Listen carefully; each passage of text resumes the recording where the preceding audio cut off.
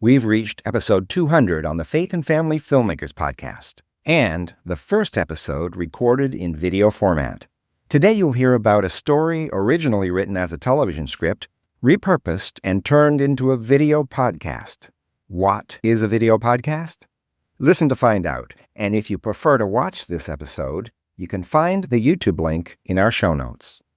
This is the Faith and Family Filmmakers podcast, helping filmmakers who share a Christian worldview stay in touch, informed, and inspired. Quiet on set. Rolling. Today's host is Jaclyn Witt. Hello, welcome to the Faith and Family Filmmakers podcast. My name is Jaclyn, and I'm excited to be here today on video where we can actually see our guest and me and just actually have a conversation where you get to actually see what's happening with us. And so today I actually have a special guest because this guest has been part of FAF Association from before it even was FAF Association. Before we became Faith and Family Filmmakers Association, we were Family Friendly Screenwriting Academy. And Caleb Fisher has been with us ever since then. And actually, I got to read the script that we're going to be talking about today. I got to read an earlier version of it way back then. So this is really exciting to be able to have Caleb on as a guest. So let me introduce him.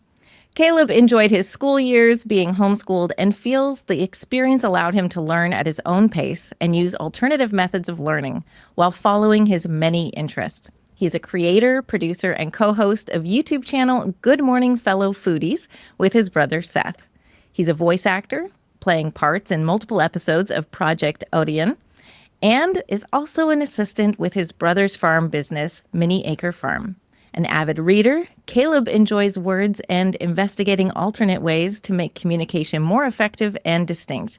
He's currently working on several novels and articles for future publication. Welcome to the podcast. Thanks for having me. I'm really excited.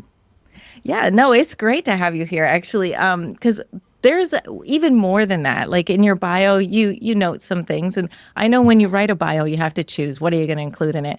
But I was hoping you would also include that you are a Pirate Hog, that our merch. I should have included that. Yeah. Our merch is from Pirate Hog. And so we've got mugs, hats, and a T-shirt here.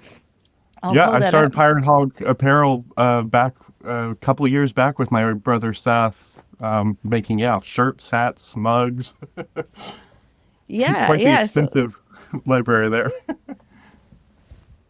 Yeah, and if you've been to Jeff and I, we've brought our merch to a few of the festivals like Purpose Fest and Content. And any of the festivals we're at, we're going to be bringing some merch. So, I love seeing all the pictures on social of you guys posting with guests and everything. I've always wanted to go to those conventions. I've never been able to make it. So I live vicariously through all those images. Well, you'll make it someday. I'm sure of it. Oh, yeah. Yeah. And so if anybody does want to, learn more about the merch or purchase some or whatever, go ahead. We'll put the link in the comments or the bio of this podcast, and you can go and check it out. Okay, so writing. That's what we're going to talk to you as a filmmaker today.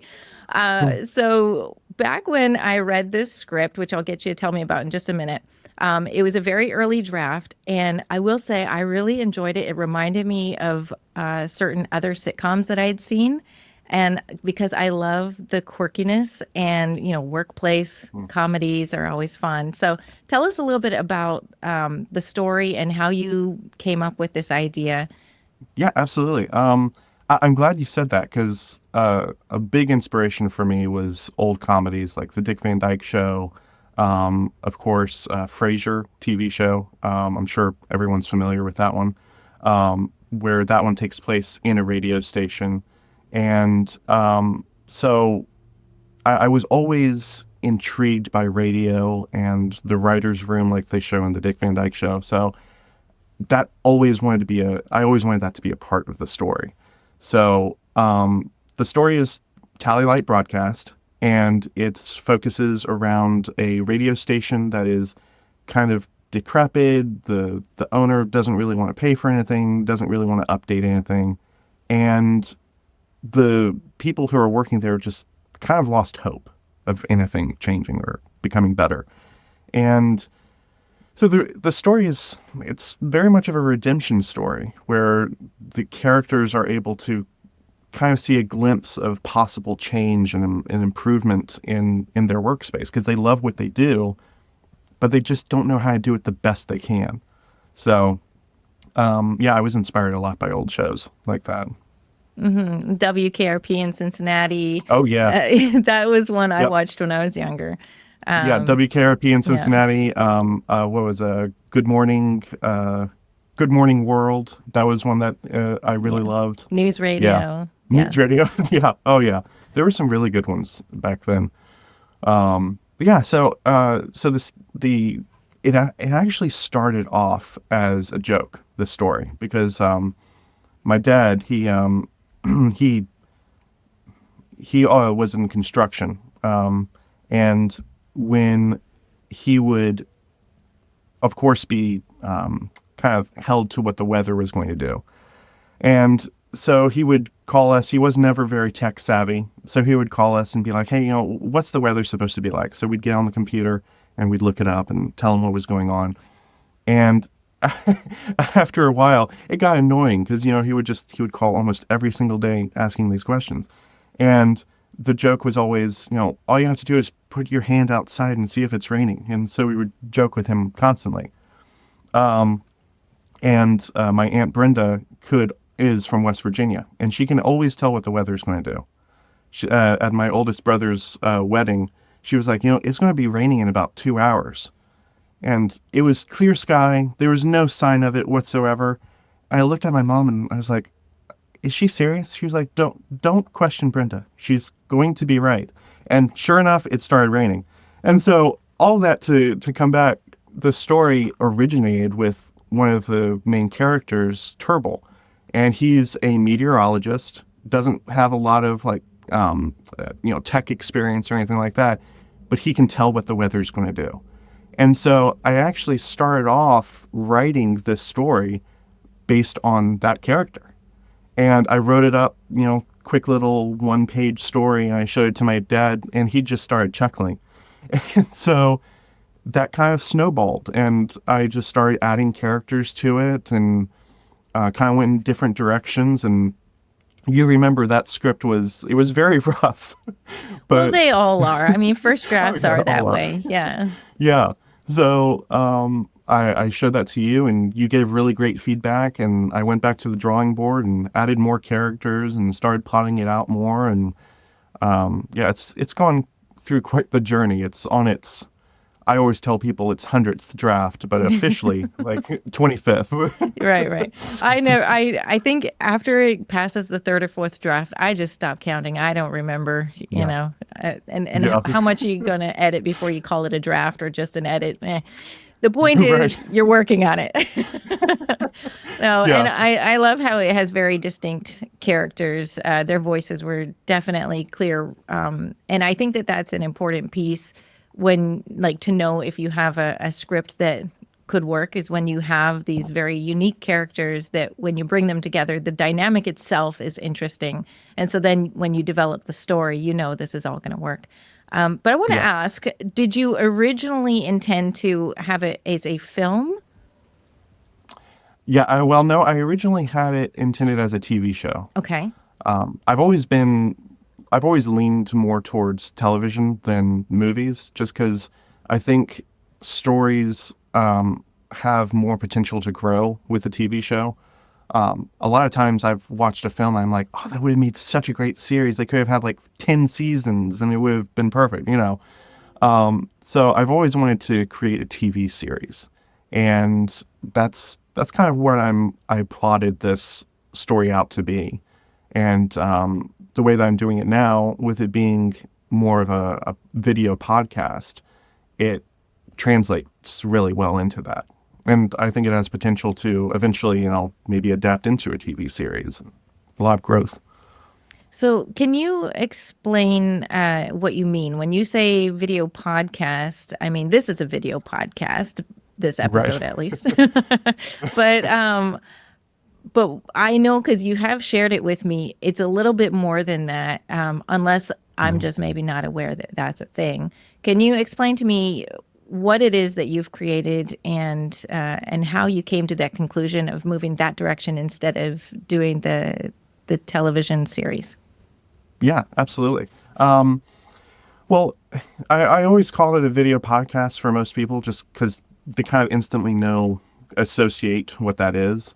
But it started out with a project called Project Audion, and I've acted with them in about 5 episodes now. Actually going to be filming a 6th one really soon. Well, with me in it. They've done way more than 6, but 6 with me in it. And what he did is during COVID, back, I think he started actually in 2020, he did remakes of old radio programs. And he's the gentleman's Larry Groby, and he is very much into the audio drama scene. And for people out there not familiar with audio drama, it's the best description I've ever heard is it's a movie for the ears. And so it has great sound effects to kind of bring you into the world, and so you can visualize what's going on without actually seeing something. Like Adventures in Odyssey. That's yes, what I grew Adventures up on. in Odyssey. Yep, I grew up with Adventures in Odyssey, and then later on with Lamplighter Theater. They do really great audio dramas. And so what he did is actually use audio drama methods with a lot of sound effects and all the actors, but he uses Zoom as a way to record the video, so you can still see the actors acting, and Larry does the sound effects live, so you can see him, doing the coconuts on soil to do, the hoof sounds and things like that. So what I did is I saw that, and with his help and kind of instructions on how to do some things, I took that format and I made my story video and audio. So I added sound effects later on. Those aren't done live in this episode, future. But so I added sound effects to create the world in an audio form, and then I recorded all the actors in video. And what I did is with the actors, I actually recorded the main cast live. And so which is really fun because live just brings a different dynamic. And so I recorded them live, and then guest cast voices I had recorded separately, and then I brought them in post. And with post editing, I used the method of bringing out the actors who aren't currently acting, not showing them on the screen at all, and only showing the audience, the cast that's currently acting. So it still has that visual element of, things disappearing and coming up. And, I also had actual musicians who had original work. I got permission from 4 different artists to have their music up. And so I had their music actually playing in the background. And I have, the visual of showing their art, their cover art. So I added as many visual elements as possible to make it appealing for the people who are watching as well as the people who are listening. So that was a lot of fun. Yeah. And I like how you do see all of the people who are in the scene. And so if somebody enters the room, even if they don't have a line, they're entering the room. Mm-hmm. We see them. Right. And yeah, so it's kind of like that next stage of imagination, I guess, where I can see these are the people in the room, and I can see how, like, their facial expressions, how they respond to each other, because they are in character during that part, right? Yeah. It's not like they're just waiting for their line. And so what's interesting too, though, and one of the differences from, say, like a table read is, like, there's no narrator. But it works, I guess, because you do have this visual element showing who's in the scene. And even from I guess, like, just the audio perspective, there are, like, the sound effects that help you to visualize what's going on. And, one scene does lead into the next where, because I've seen parts of it. So when they say, like, he's calling us to his office, we got to go. Well, the next scene is at the office, right? Or in his office. And so it does make sense where one thing flows into the next, where you can imagine without the narration, you can imagine where you are. So Yeah. it's really cool. And that's what I love about audio drama is it's very much of a craft, just like filmmaking. It's two distinct crafts, but they both have. I mean, there are people who specialize in just the sound effects and creating the sound effects and making it flow perfectly, and so it's very much of an art form. And so when I was doing this, I spoke to several people who helped me figure out what sound effects were needed. Because when I wrote the script, I was thinking visual for TV. So, when somebody walks into a room, it's shown. You don't, footsteps are going to be taken for granted. The door opening and closing, taken for granted. So there were several times I went to someone, I was like, it doesn't sound right, and I don't know what's missing. And they were like, oh, well, you need the sound of the door opening, but you need the squeak to hear it actually open, and then the doorknob, and then you need it to hear it close, and you need to hear scuffles of footsteps. And so there's so much layering and so many details that you need to think about, even when writing the script, that is so different from just a regular TV series. Right. So yeah, it takes a lot of thinking through and just a lot of extra steps to make sure that the world sounds right and looks right. Yeah. So, yeah. Yeah. And like one of the things I did notice was when your characters went to the donut shop, there was the room tone of people in the background, like chatter and stuff like that. And so you did feel like you were in a different location, because at the radio station, it was just the people that were in the scene, and there was no background noise, which made sense, but yeah, when they go out into at the donut shop, you need to have people in the background.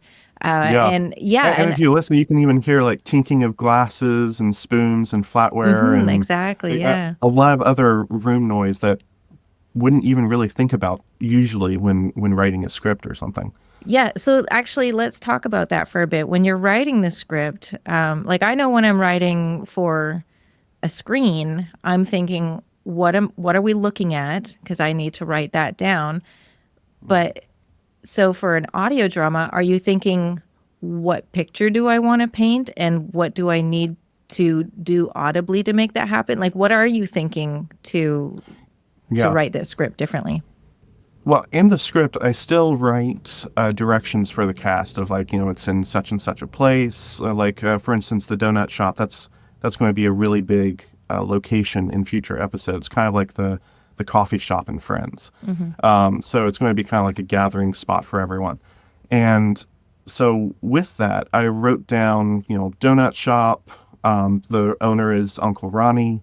And, I wrote down a brief description of what it's supposed to be like. I think I even put like specifically like 60s inspired donut shop. So because in future I'm going to have like a jukebox playing in the background and things like that going on. And so I give those details for the actors so they kind of can get into the mindset of, oh, okay, this is a totally different, like you even mentioned, it's a totally different space than like the radio station is. And then the way I did it is I wrote it basically like a TV script, to where I was giving directions of, what it's going to sound like, look like, everything. And then I go through and I add the sound effect directions. And that's primarily for post-editing. In future, it will have live sound effects. So the actual person doing the sound effects live, Foley artist is what we're called in radio. And so what Foley would do is go through and they would see those sound effect mentions. And so they would know what's coming up next and what sounds to do and everything. But the actors also would get an idea of, okay, that's what's going to be going on in the background. So I need to be aware of, this sound is going to have to be happening. So I need to be in this kind of, mental space of my acting. And so I go through, I write everything down, and then I go through a second time, write down all the sound effects. And I had a great crew of individuals who were willing to look at my script, including yourself.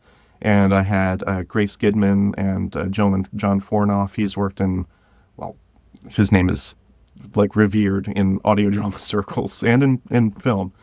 And he went through and he looked at it, and he gave suggestions. And even Larry Groby, he listened to it and he was like, "Oh, this sound effect, you probably need to add a little element here and there in the script." Then, of course, multiple edits. I had really great editors. John Fornoff, first and foremost, he really helped develop the full story and help me rethink everything and create the current version that we see now. Then Grace Gidman was recommended to me by John Fornoff, and she was amazing. She was able to look at the characters and help me make them more three-dimensional, more interesting, and layered them out a little bit more, which helped so much. And she helped with dialogue, and she'd go through and make suggestion after suggestion. And then Austin Peachy, he was incredible. He helped with fine-tuning the story, with dialogue. He gave suggestions on things to tweak with literally everything. And then he helped with casting. Most of the individuals who I used were from recommendations that he made, saying, "Hey, I think this person would be great here. I think this person would be really good. You should reach out to them." It was amazing just how I was blessed with so many great people working with this project. So I went through and I added all those sound effects, and then in post-production I went through and I added those in post and layered them so they happened at the right time, just like the door. And if somebody picked up a phone, I made sure that there was a click that somebody had actually picked it up, and even a slamming down noise when they hung up angrily. So I remember seeing that or hearing that, I guess, but because it was interesting too. I'll just pause for a second when I was watching it, because your character picked up the phone with his hand, making a hand with his phone with his hand, and when he put it back down, like the sound effect matched his actions. And even though he didn't physically have a phone, I actually remember thinking, would a prop have been better? And I was like, yeah, this worked just the same. Because we know when we're watching them, they're not acting together in the scene. Like, they don't have props. Like, we're seeing them with the voice acting and their, facial expressions. But even when they're walking, obviously they're not walking, they're sitting down. So like that part of the illusion, we already understand what's going on. So I think it totally worked not having the phone as the prop, like just using his hand. Yeah. And Craig Hart, I think, was the one who did the phone gesture the best. He played Oscar. And it's like when I directed it, my main concern when I directed was, that I would miss something, because this was the first time I'd ever directed anything. So I was a little concerned that I was going to miss something. Thankfully, I had a co-director, Jaclyn. He's a friend of mine who helped in early stages of the story and helped direct. But I was concerned I was going to miss something. And I was also concerned that I was going to just get lost and forget like what I was supposed to be doing. And there were several times with every actor and actress that I worked with, there was a moment where I was just kind of sitting there, just watching, especially with Craig, because he did the telephone, which was surprising, but also you were one of the cast members who were done in post. And so I had to have the main cast do a second or even a third voice just to kind of cover in. So the pacing would be right when the actor who was doing it in post, so that way the pacing would be correct. And so Craig actually did your part, which of course was written down as Jaclyn call-in. And so he knew it was supposed to be a female. And so when we went into the acting, he just did a female voice. I wasn't expecting it at all. So I just started busting out laughing. All the cast started laughing because no one was expecting it. And he just went with it. Like, he was a totally different character, and he just did it throughout the entire thing. And we had to take the most retakes of that part just because everyone kept losing it. But it's always fun, especially when you're doing it live, because everyone brings something different than you were expecting. Because when I work with Project Audion, Larry does 2 rehearsals and then the final take. And with this project, I was all the actors and actresses, they were giving their time. So I didn't want to, for lack of a better word, waste their time. So I did, 1 rehearsal and then the final take, which isn't much time for everyone to like meld like you want them to. But thankfully I was working with all pros and we got through it super fast. And there were, like I said, there were only a couple retakes, mainly because Craig kept bringing out the voice. And, there was 1 or 2 times that we had an internet issue because we were recording via, with Maincast, we were recording with Riverside. And then a few of the other actors, we had to do Zoom because there were technical issues. But when you're able to see each other and do it live, you're able to just like feed off of each other's, I hate using the word energy, but because it has negative connotations, but you're able to feed off of each other's reactions and able to react to it in just a really special way.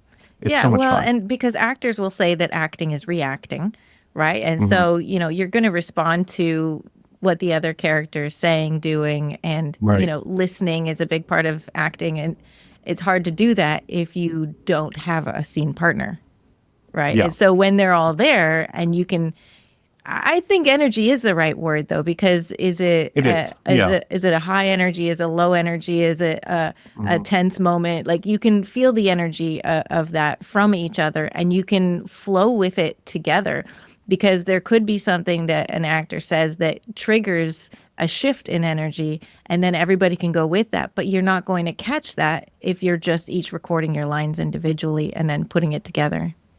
There's usually with audio drama, especially when it's a smaller, lower budget, the actors are recorded separately.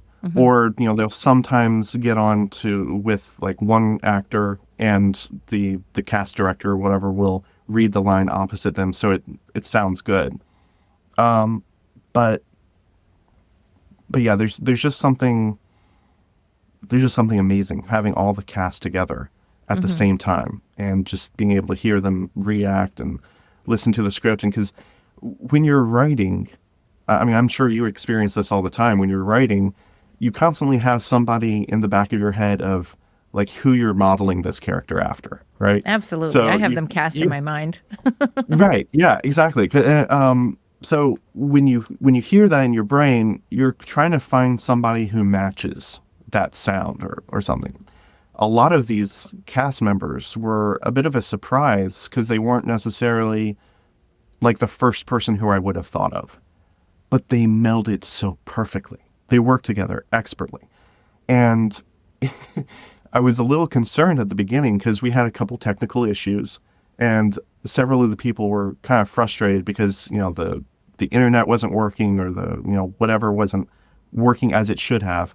And so a couple people were frustrated, but thankfully we were just like, took a deep breath, and they were all pros. So they took a deep breath. They were able to switch off the negative, ideas or negative emotions that they had. They were able to just take a deep breath, let it go, and just move forward. And it was perfect. That's wonderful. Yeah. And so, okay, I have one thought. A difference between doing a full-out audio drama and the podcast drama that we're talking about is that you do have to cast each character as a different actor, correct? Because I think for an audio drama, you can have an actor voice more than one character. Right. Yeah. Even like it's cartoons, but like Mel Blanc, he used to do pretty much all the audio for like 12 characters in a cartoon. So yeah. That is a slight difference. I think in future, I'm going to still probably use one actor to do, multiple voices, just because a lot of actors are really good at it. But I think it's also fun for people to watch and listen to. And if you're watching, you're able to hear a totally different voice and watch them do something different. And it just adds a little extra fun to that element of you're just kind of watching like, how did he do that? Yeah. You know, it kind of draws you in almost even more. Yeah. So, I agree. You get to is. see them as an actor, like their skill Right. when they switch, and they bring something different. Because I think sometimes when you're watching someone, if you've never seen them act before, like you feel like whatever character they're playing is probably pretty much who they are. But then when you see them Right. switch to something entirely different, you're like, I don't know this person at all. And so it's really cool to be able to see that, that spectrum that they can bring.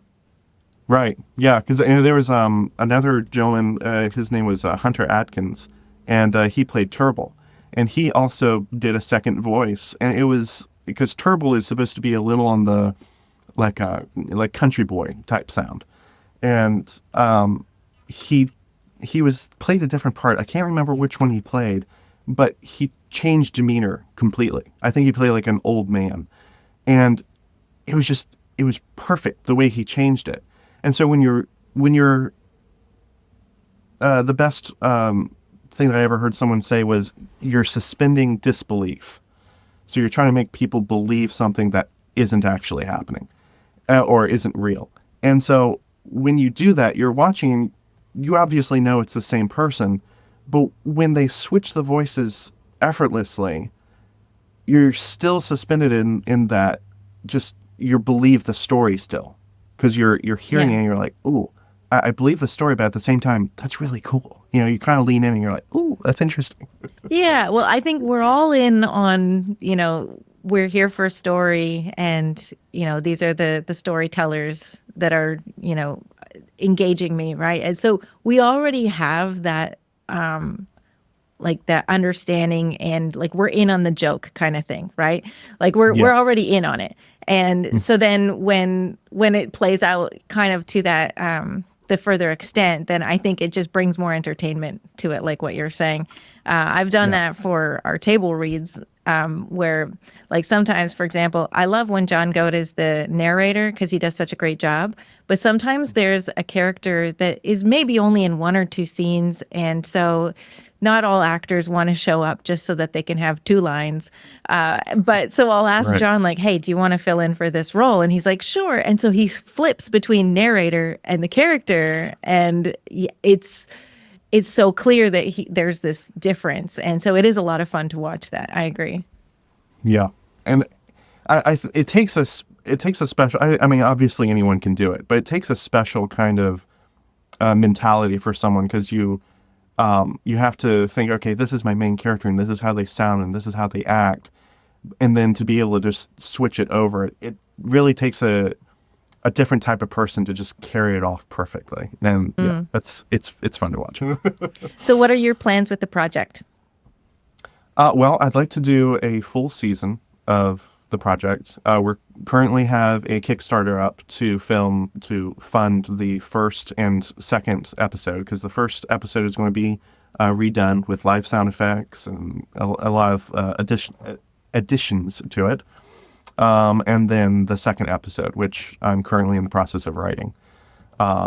And yeah, we have several goals. The first one is to be able to do the first and second episode.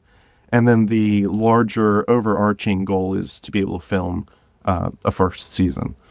So I'm really excited about that, because the story has changed a lot from the very first one. Because, obviously the first idea that I had was just with Turble as a meteorologist.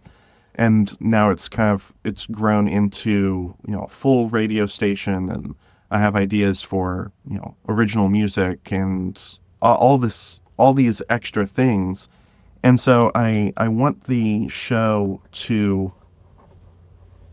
I want it to be something where a family can get together, can listen to it, and just enjoy themselves. That's what I loved about Adventures in Odyssey, is that was one of the only radio programs. My family was very conservative. We listened to very few things on the radio. They wanted it to have principles and lessons, and I want this to do the same thing. I want it to be something where someone will look back and be like, I remember when our family got together and listened to this or watched it. And I kind of have strong ideas about Christian entertainment. And for me, when I was writing, I didn't have this is the principle that I want to teach, or, this is the message that I want to get out. I very much had, this is the story that I want to create. These are the characters. And I want it to come out naturally. And actually, the creation of Uncle Ronnie's character is kind of, well, not an accident, but kind of was an accident of where I wanted something like I had mentioned, Friends, where they have the coffee shop to hang out. And I wanted something like that. And so I was thinking of that. And I was, of course, inspired by, John Avery Whitaker's, ice cream shop. And so I always loved donuts and donut shops. And so I mentioned it to my brother, Seth, who helps me out with story ideas and things. And he was like, yeah, I like that idea. And, we should name it after, our uncle. He passed away several years ago from cancer. But he was a West Virginian, and he had a really good, strong Virginia accent. And I was kind of hesitant to add him in there because, with loved ones, you always have their voice kind of implanted on your heart. And that's very much with me for Ronnie. And so the actor who played him, Glenn Haskell, I spoke to Glenn, and I was like, because the first rehearsal, he did the part, and I had told him that he was my actual uncle that he was playing. Right. And we did it, and I emailed him. I said, your acting was perfect. I loved it. The sound was great. I said, but when my uncle would say, because I actually have a phrase in there that I'm going to be using as kind of his catchphrase, was young man, because that's something Uncle Ronnie always said when he greeted us. And so I said, when you said that, it kind of needs a little bit more of a pause, a little bit more kind of like a lilt to your voice. And he's like, oh, okay, do you have by any chance any recordings of Ronnie that I could use? And my aunt and uncle's daughter, Angie, she actually sent us a voicemail that Ronnie had sent her. And I listened to it, and my brother listened to it, and we both were crying. And I sent it in an email, and I said, Glenn, this is the only recording that we could find that had his voice really well. I said, and, however close you can get, I'd appreciate it. And he actually sent me 5 separate recordings of him doing different variations and like different pauses and everything. And like he hit it every single time. But there was one where it was just a little part of his voice that was like extra perfect. I told him, I think it was like recording 3 or something. I said, that's my uncle. Wow. And so he did that for the recording. And it was amazing how much further he went than he had to make the part perfect for me. It wasn't even perfect. It wasn't even, you're doing a bad job, you need to do it better for the project. It wasn't even that. It was just personal for me. Uh-huh. And he just went that extra mile. It's amazing. And everyone did that. I had very few critiques for anyone. It was mainly just like, hey, could you do this, just adjust it a little bit. And every single person did it, and they did it perfectly. And without, I'm always worried when I give people criticism, or like constructive critiquing, constructive criticism, or direction. I mean, you are the director. Thank you. Yeah. I'm always concerned that when I give them something like that, they're going to take it the wrong way and be like, oh, well, I'm doing it perfectly. None of them did that. Every single person I worked with, they were perfect. I mean, they were professional, 100%. Was this your first time directing? Yeah. Okay. First project directing. So it was the best first time directing you could possibly imagine. Because, when you're working with people who understand their craft and who don't take anything personally, I mean, directing's a dream. Mm-hmm, mm-hmm. So this project was a lot of fun. Yeah. So what you currently have produced is like a proof of concept, because you said you intend to redo it. Okay. Well, that's fantastic. And so I'm curious, like how long did it take you? Because I'm thinking there's probably some people listening who are thinking that sounds like an interesting idea, to make a proof of concept for a project that is done this way. it could be a really great pitching tool. I mean, obviously, when I saw it, I can see, okay, I know where he's going with this, right? That if you had a few more resources or something, you'd make it even better. So, so I'm curious, how much time did it take? And I know you put in a lot of sweat equity. If you're comfortable sharing how much those additional costs, if there were any, let us know a little bit of what it took to make it. Sure. Yeah. Well, the most sweat equity that I put in it was the writing, because I started actually with this idea. I looked back and it's about 13 years ago. So I always tell people 10 years plus. So that, of course, multiple edits. I hired editors. I had Grace Gidman, and I also had a gentleman, and they were really great. They did not charge even close to what they should have for editing. But I think the average came out to around $20 an hour for them to look at it and edit the script and give suggestions. Is that per finished hour or per working hour? That's per working hour. Okay. Yeah. And so when doing that was close to the largest expense. So the second largest was the theme song, which I actually had done by Jason Vizza of Vizza Media. A little bit of plug for you, buddy. He's done a lot of content for mainly movies and TV shows. So he's pretty well known in the Christian filmmaking community. I don't know if he's ever worked with you before, but I don't know him yet, but I would like to. So you can make an introduction. Yeah, absolutely. So trying to think. So it was the music, sound effects. I had to buy some sound effects because there weren't always some that were free to use online. I of course got custom web domains and things like that for the thing. But if you're talking just production, it probably was around $1,000 for the production, and then editing and everything, probably call it $2,500. And that was also doing very, I won't say minimal, but it was kind of, I got to the point with the story where I'm a bit of a perfectionist. And so I got to a point where it was like, I have to stop somewhere. I have to stop fixing the story or the script or something. I have to pick a spot and just say, it's good. And I kind of got there faster than I think some people would have. And again, this is a proof of concept. So I think that with that has an understanding with everyone that it's great quality. They did the best job they could, but there's of course going to be improvements made later on. But yeah, I would say probably $2,500. And that's also, you don't always have to get, a custom intro music.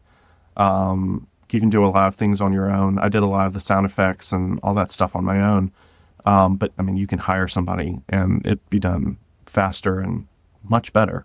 But I would say if you wanted to do something like this really well, I would say set at least $3,000 aside. Which I mean, that's way less than a TV show or pilot or something. Absolutely. It's a drop in the bucket compared. But also you're probably going to have to pay your cast. Thankfully, every cast member who worked with me was generous and they gave their time. And, if you do a project where you're going to make money at it, you're going to have to pay a cast, and that's going to increase that amount of money that you're going to spend. But if you get the right people and you pitch the project and you ask around, you can sometimes get people to do it for less than their usual fee and give them exposure and say, hey, if I make this into an actual thing, I'll use you for blank or, but yeah, it was very minimal budget, thankfully. Yeah. And just for the audience's knowledge, the project itself is about an hour long, right? Yeah. So it's not like it was a short, like a 15-minute. No, it's about an hour long. Yeah. And I think the end was an hour and 8 minutes, and that was with my outro and, the credits and all that. So about an hour. So you've got a Kickstarter campaign. Tell us what you're looking for. We'll have the link in the show notes, but tell us a little bit of what you're looking for and what you plan to do with that. Yeah, absolutely. So the first goal that I have is $1,000, and that will be funding the remake of the first episode and the full make of the second episode. And that's going to be for, hiring someone to do sound effects, scripts, because I'm currently in the, middle of writing the second script. And so I'm going to need to hire editors. There's also going to be with Kickstarter some physical rewards like shirts and other things.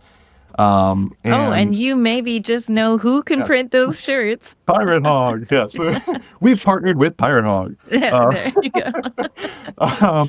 And so we have that as reward. We also have some really fun and exciting rewards I'm really excited about.